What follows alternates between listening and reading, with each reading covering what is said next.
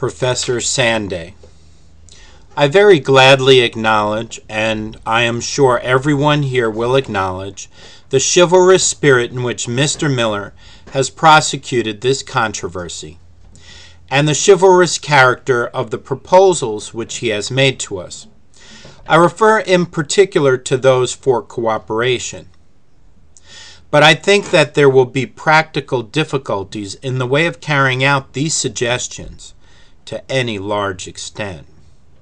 I think it would be better for each side to prosecute its own studies on its own methods, but I do not see any reason whatever why we should not meet from time to time in a friendly way as we have done this afternoon and discuss particular points. Perhaps somewhat more limited in character than the very broad issue which is put before us today. I must try to be as concise as possible, and I will begin by meeting Mr. Miller as far as I can by saying how far I think we can go with him. I think we can go with him first as to the paleographical conditions of textual criticism. It happens that that side of the subject is one to which I have paid a good deal of attention from time to time myself, and I very gladly bear testimony to what Mr. Miller has said in his books on this subject. He carries me entirely with him as to, for instance, the point he mentions regarding the supersession of papyrus by vellum. This was an important epoch in the history of manuscripts. There are a number of other points into which I need not at present enter. The second point upon which I agree with him is the general enumeration of the causes of corruption. I willingly recognize all the causes that he mentions in his book, which goes under that title. The only question is as to their application. Unfortunately, this is practically a question of internal evidence, and this internal evidence is constantly ambiguous. One reading may be due to one kind of corruption, and an opposite reading may be due to another kind of corruption, so that the one very often cancels the other. The difference between us is not as to the causes of corruption which are in operation, but as to the application of those causes. Thirdly, there is a point in his books on which Mr. Miller has laid some stress, and that is the influence of the great libraries. There again I agree with him, and in particular regarding that one great library upon which one naturally has one's eye. I mean the library founded by Pamphilus at Caesarea. The reference to this would be specially important if it were true, as Mr. Miller and many others contend that the great manuscripts, the Vatican and the Sinaitic, both came from that library.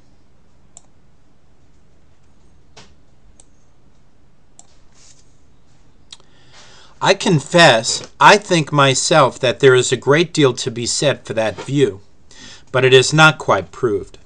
Dr. Hort thought they were written in Italy, or rather that the Vatican manuscript was written in Italy and the Sinaitic probably in Egypt. There are some arguments to be adduced in favor of this view. There is a little peculiarity found in B, which is characteristic of the Latin manuscripts, a tendency to represent the form Israel by Israel, the insertion of a T. It is confined to the acts in B, and there are certain capitulations or chapters marked in the margin which are also found in a Latin form. These are, of course, arguments, and we must remember that the great paleographer,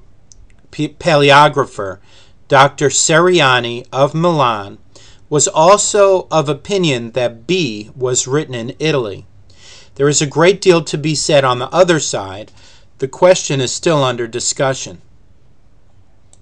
Then fourthly, I can for myself go with Mr. Miller to a certain extent in thinking that Dr. Wescott and Dr. Hort have pressed their preference for the manuscripts rather too far.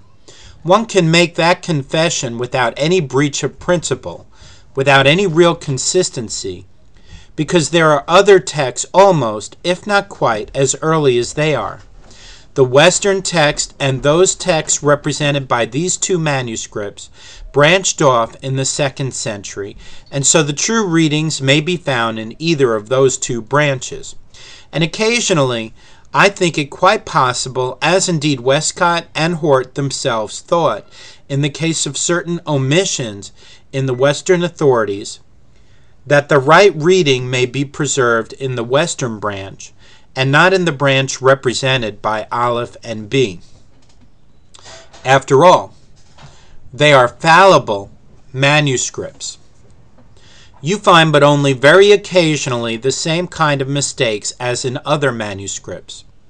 And it is, I think, not a safe inference that because a manuscript is right in 9 cases out of 10, therefore it will be right in the 10th. On this 4th point, I can agree with Mr. Miller. But I am afraid, on the other hand, there is a fundamental difference between us, and that difference is so grave that it would not be easy for us actually to work together at present. We start from opposite ends. Mr. Miller and Dean Burgon started from the received text, and I cannot help thinking that the received text has so impressed itself upon their minds that it is the standard to which unconsciously everything is referred. One can see it in their books. One almost seems to read the received text between the lines. That is one thing, and the other thing is, I think that one can also read between the lines that strong preference which Mr. Miller has expressed for numbers, for the numerical majority, the mass of manuscripts.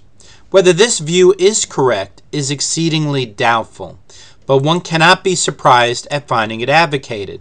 The other view seems a paradox, but it is much less of a paradox than it seems. Take this simple illustration.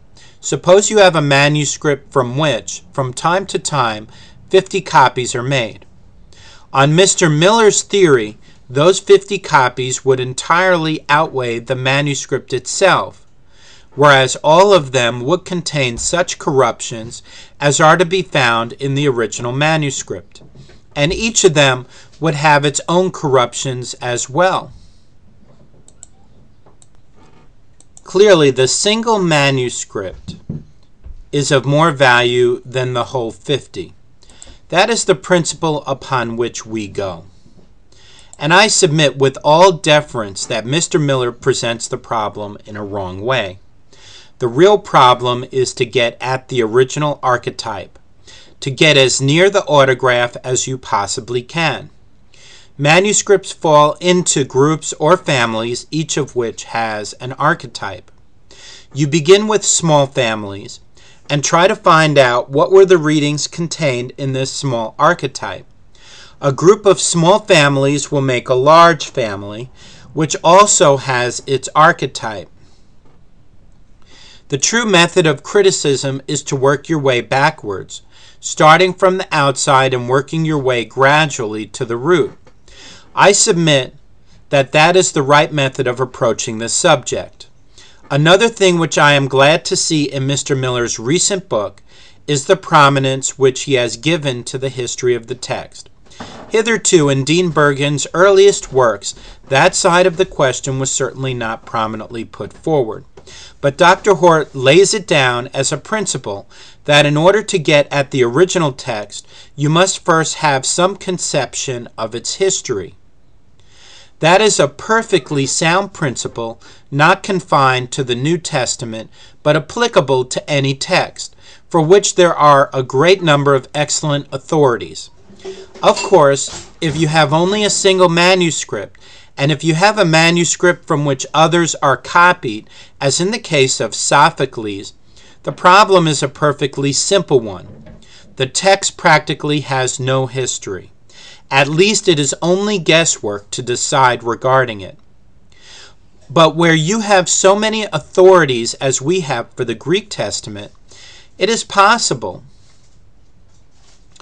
to a very considerable extent to reconstruct that history.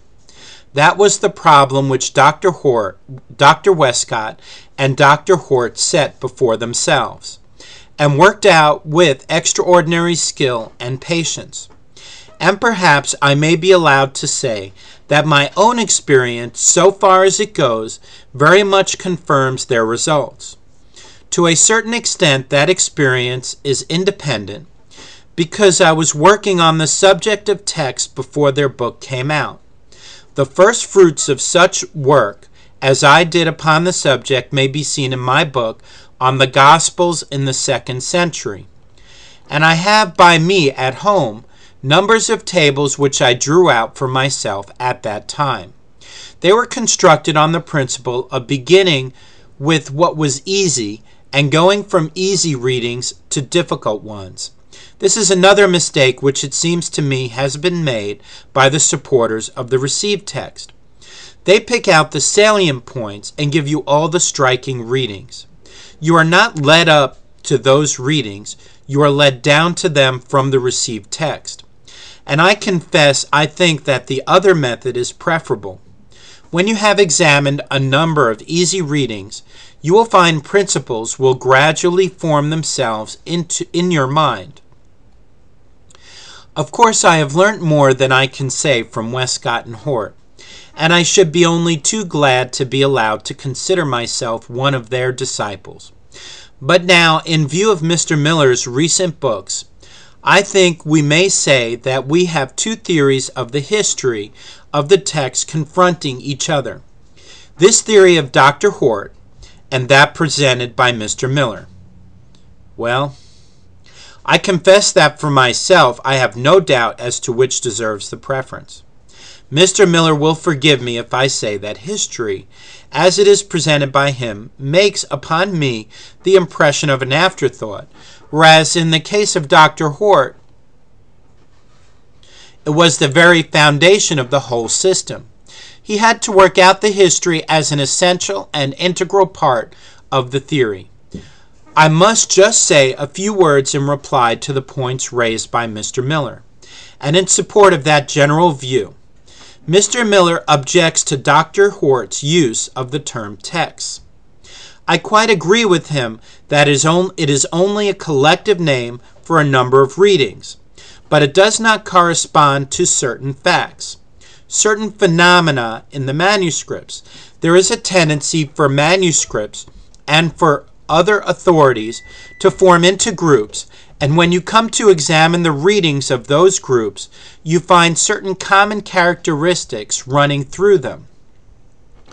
That is all that it means.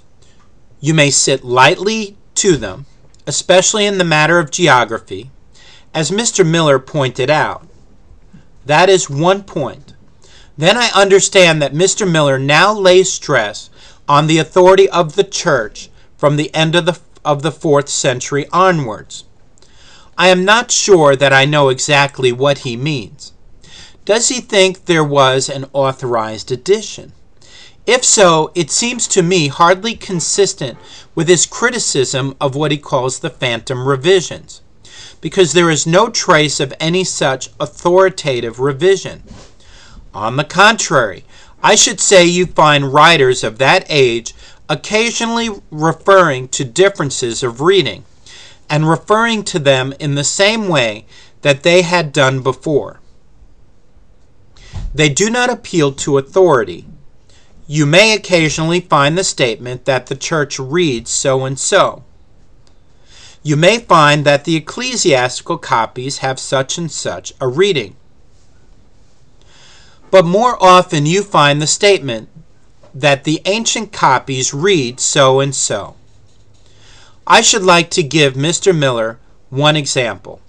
There is a conspicuous reading in which St. Basil, who was one of the persons mentioned as supporting this or authoritative text, Next time, Lord willing, we will pick up with the dialogue that seems to start here. Thank you.